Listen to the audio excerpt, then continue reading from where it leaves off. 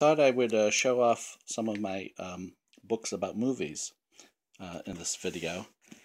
And I'm going to have to run through them pretty quickly because I don't have much room here.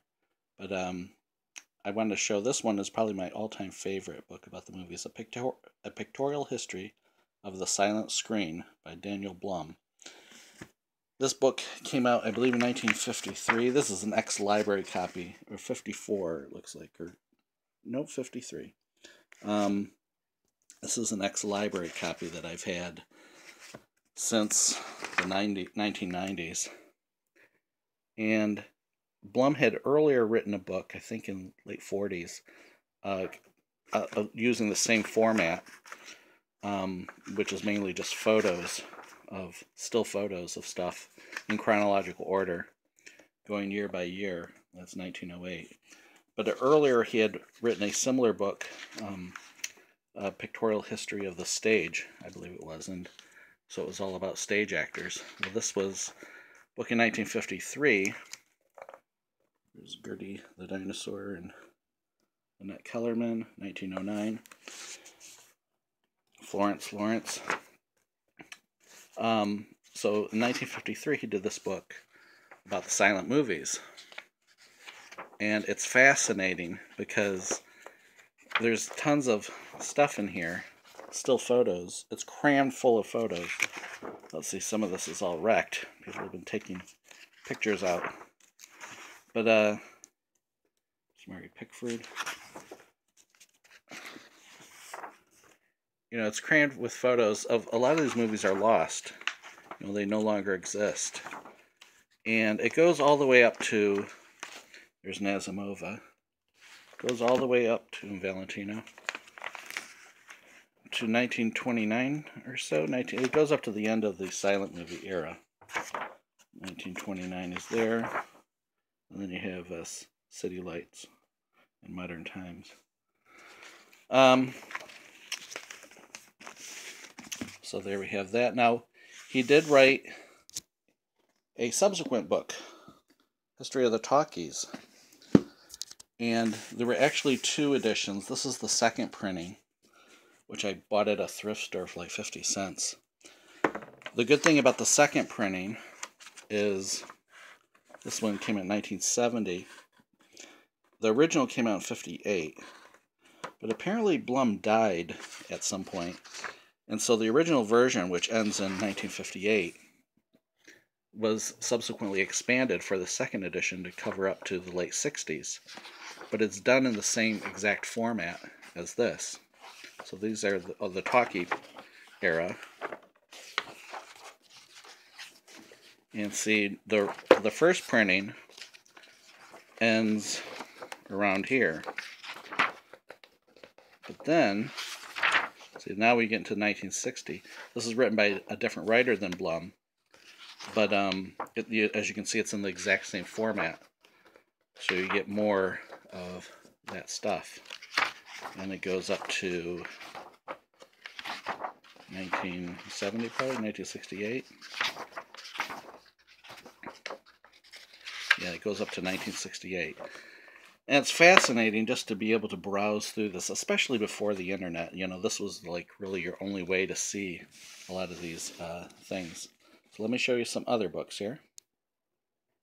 Now, one of my all-time favorite writers is Kevin Brownlow, the film historian. And these are three books that I have by him.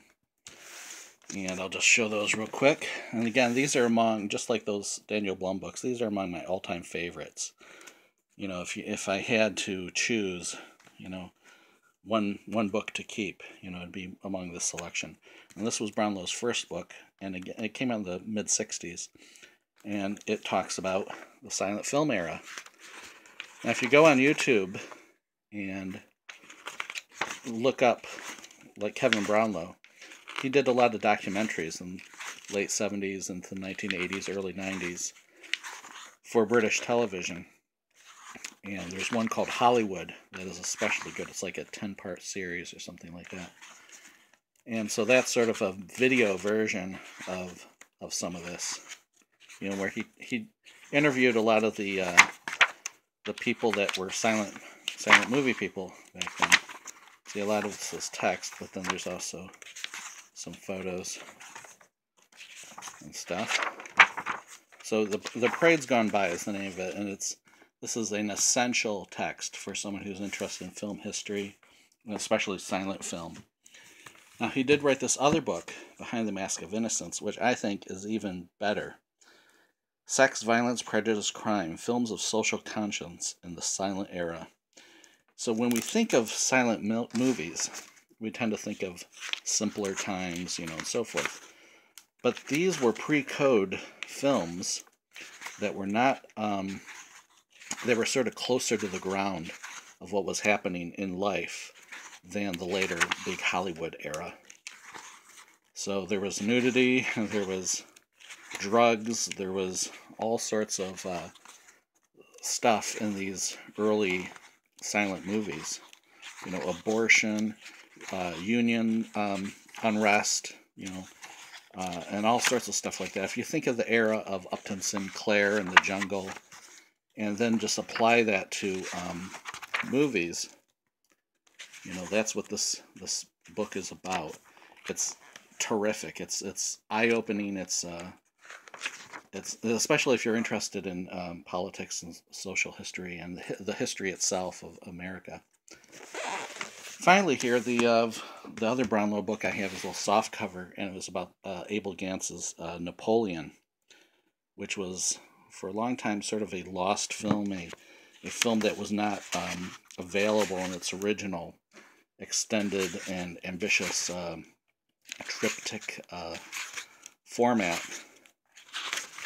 And so part of it's about Brownlow as a young man becoming fascinated with this movie and then trying to track it down and then trying to restore it.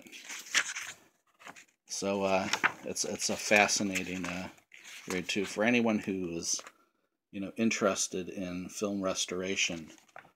This is a must-have. Now, one of the first stars that became fascinating to me was Louise Brooks. And here are 3 Louise Brooks books that I have. This one's Lulu in Hollywood, which was her autobiography. And is basically her talking about, there's various subjects there listed, Humphrey and Bogey, the other face of W.C. Fields, and Gish and Garbo. She has various opinions about a lot of this stuff. So it's not just about her. It's about also what she thinks of stuff. There's also this book this was an early book about Louise Brooks, Portrait of an Anti-Star, which I believe is a French book from 1986, it looks like. Originally published as Portrait d'une Anti-Star, 1982. And more of a photo type book, but a little more stylish, and about Louise Brooks and her life and art. And then finally, the famous biography by Barry Paris, Louise Brooks. Of course, that's an essential book for anyone interested in the silent era. And it's very thick. Not many pictures, but there are some. And here we have a couple more books. This is Madame Valentino, about Natasha Rambova. I remember when this book came out, I remember seeing it at B. Dalton and wanting to get it. Again, a very stylish looking book about Mrs. Valentino. This book, biography of Marlene Dietrich by Stephen Bach. I actually wrote him a letter. He's since passed away, I believe, but in the 90s when this came out, he had mentioned that episodes of her radio series Cafe Istanbul were available from someone in England, and as far as I know, there weren't many episodes available, so I wrote him via the publisher, and he did write back. Stephen Bach did. And this is Maria Riva's book. She was Marlene Dietrich's daughter, and I actually saw this recently at a library for like $1, so it's not that rare or anything. I'll show you some others here. Back in the 1980s, Kmart used to have like at least my local Kmart used to have a discount table where they'd have imports, books like that from Octopus Books from England, and a lot of like coffee table type books, and they'd be cheaply priced. So you'd get books that look like this. They were basically like big photo books. And this was one about Marlene Dietrich that I've had since the 90s. There's some really nice photos in here. In fact, there's some interesting close-ups that are like really close up. Let's see if there's a...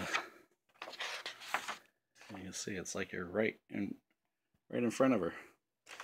And so yes, fascinating book. Here was a coffee table type book that Leading Ladies that I got at a thrift store a few years back for like $1.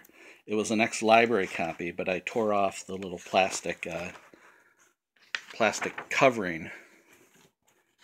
There's Joan Crawford answering fan mail, and it just covers a lot of the famous women of film. There's Lillian Gish, Mary Pickford, there's Colleen Moore, and Louise Brooks,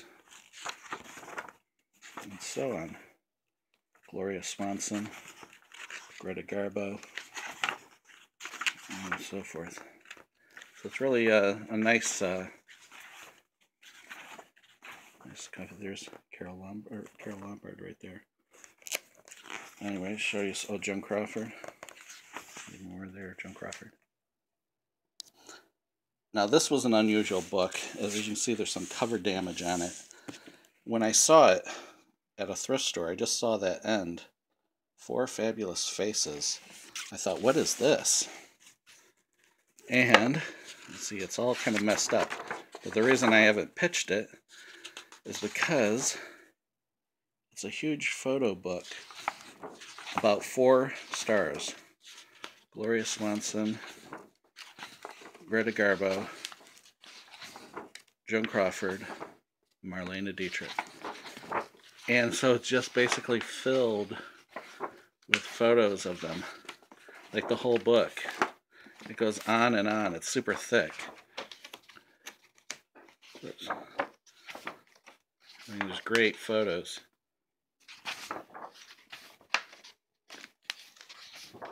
You know, it's like, it's just so awesome. I mean, it's a huge book too. So, take a look. In fact, this is like a regular book about Joan Crawford I have here, a nice hardcover book. You set it in there, you can see how big it is. It actually fit right inside it. Here's the back cover. And here are 3 books about Greta Garbo that I've had since like the 90s. Garbo, Her Story, Walking with Garbo, Conversations or Recollections, and more Conversations with Greta Garbo.